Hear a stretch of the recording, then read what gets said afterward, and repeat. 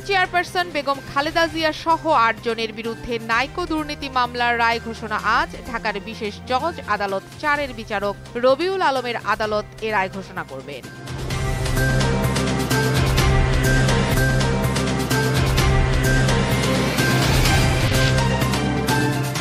খুলনা প্রকৌশল বিশ্ববিদ্যালয় হামলার বিচার, ছাত্র রাজনীতি সম্পূর্ণ নিষিদ্ধ করা সহ ৫ দফা দাবিতে আজ বেলা ১টা পর্যন্ত আলটিমেটাম দিয়েছে শিক্ষার্থীরা। নির্ধারিত সময়ের মধ্যে দাবি পূরণ না হলে ক্লাস পরীক্ষা বন্ধ রাখারও ঘোষণা দেন তারা।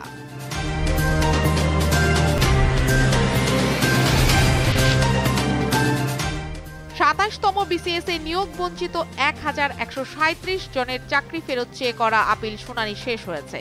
এ বিষয়ে আগামীকাল রায় ঘোষণা করবেন আপিল বিভাগ।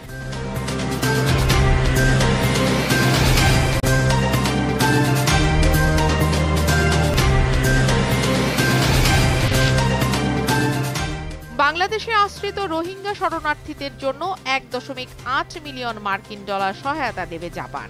এ লক্ষ্যে জাপান ও বিশ্ব খাদ্য কর্মসূচির একটি চুক্তি সই হয়েছে।